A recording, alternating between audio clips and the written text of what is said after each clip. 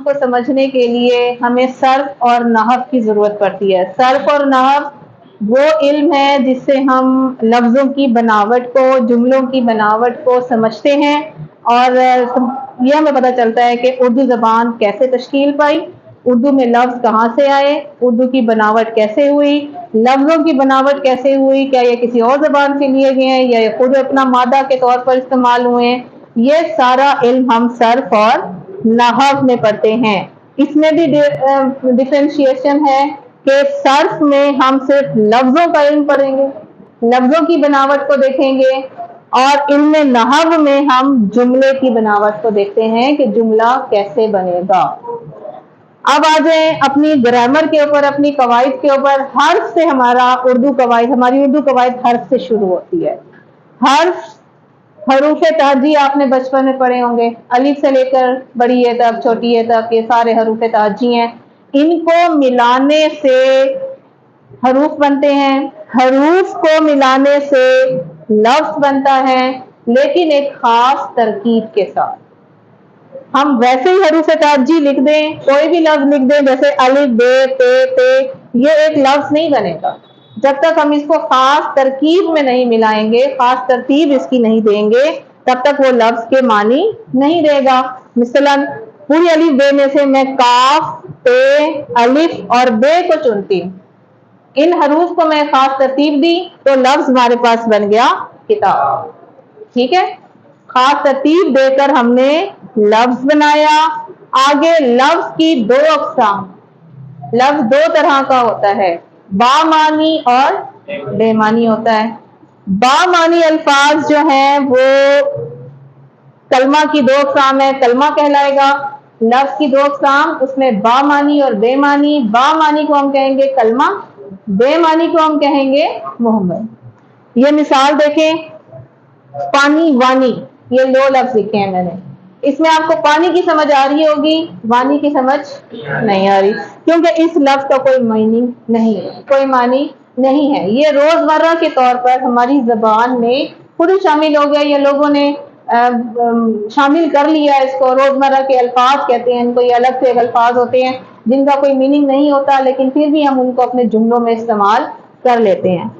پانی کا آپ کو سمجھ آ رہا ہے کہ لیکوڈ ہوتا ہے، پینے کی چیز ہے، اس کی ایک حقیقت ہے، اس کا ایک وجود ہے، تو یہ لفظ پانی ہماری سمجھ میں آتا ہے۔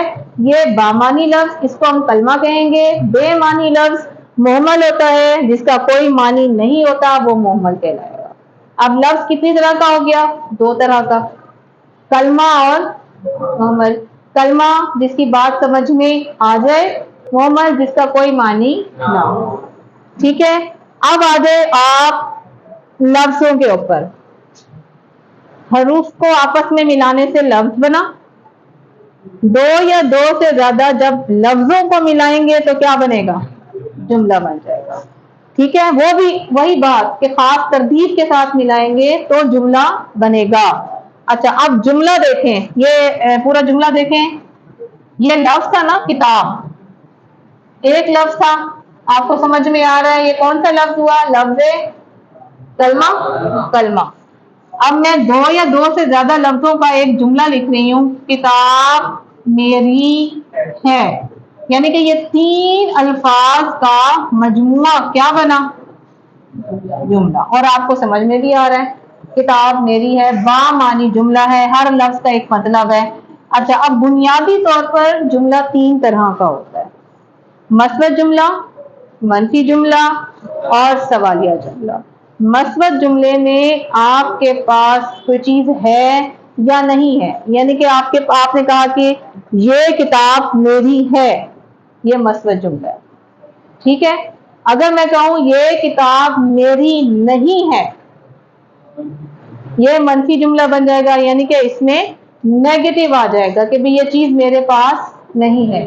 اسی طرح ہوتا ہے سوالیہ جملہ، جب کسی جملے میں سوال کیا جائے، پوچھا جائے کون، کب، کہاں، کتنا، کیسے، یہ سارے الفاظ سوالیہ کو جنم دیتے ہیں اور یہ سوالیہ جملہ کہلاتا ہے۔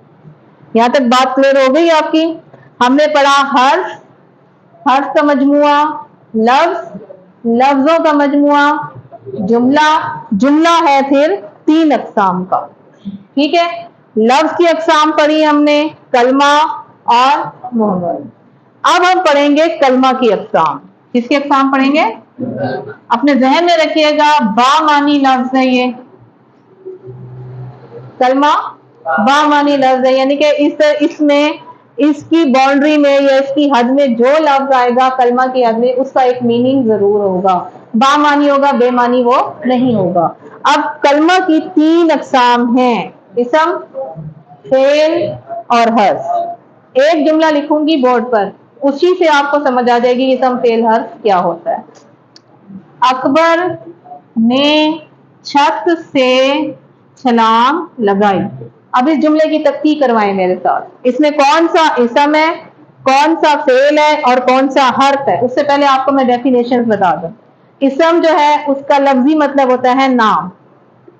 فعل اس کا لفظی مطلب ہوتا ہے کام. حرف اس کا, یہ حرف جو ہوتا ہے یہ اسم اور فعل کو آپس میں ملانے کا کام کرتا ہے, جوڑنے کا کام کرتا ہے. اب یہ دونوں عربی زبان کے لفظ ہیں. اسم کا مطلب نام, فعل کا مطلب کام, کام کا ہونا, پانا, سہنا, گزرنا, پایا جائے. زمانہ کوئی بھی ہو سکتا ہے, کسی بھی زمانے میں کی بات ہو سکتی ہے, ماضی, حال, مستقبل. اب آ جائیں جملے کے اوپر. اکبر نے چھت سے چھلانگ لگائی. اس کی تفصیل کریں, یعنی کہ اس کو توڑیں, اس جملے کو توڑیں اور مجھے بتائیں کہ اس میں فعل کون سا ہے, اسم کون سا ہے اور حرف کون سا ہے. اکبر کیا ہے اس میں؟ کیوں اکبر کو ہم نے اسم کہا؟ نام ہے. چھت کیا ہے اس میں؟ کیوں ہم نے چھت کو اسم کہا؟ نام ہے. چھلانگ لگانا یہ کیا ہے؟ کام ہے, فعل ہے, یہ فعل ہے. ٹھیک ہے. اب یہ دیکھیں, اکبر اسم, چھت اسم, چھلانگ لگانا فعل. اب حرف کی اہمیت کو دیکھیں. اگر میں یہ نے اور سے اس جملے میں سے حذف کر دوں تو آپ کو جملہ سمجھ آ رہا ہے؟ اکبر چھت چھلانگ لگائی, میننگ واضح نہیں. جب تک میں نے اس کے درمیان نے اور سے نہیں لگایا, یہی حروف ہیں. اب حرف کا کیا کام ہوا؟ اسم اور فعل کو آپس میں ملانے کا کام کرتا ہے. اس کی وجہ سے اسم اور فعل آپس میں جڑتے ہیں. ایک پورا جملہ با معنی تبھی بنتا ہے اسم اور فعل کے ساتھ ملا کے, جب ہم اس کے اندر حرف کو لگاتے ہیں. حرف نہیں ہوگا تو جملے کا پورا میننگ نہیں ہوگا. یہاں تک سمجھ آ گئی آپ کو؟ چلیں.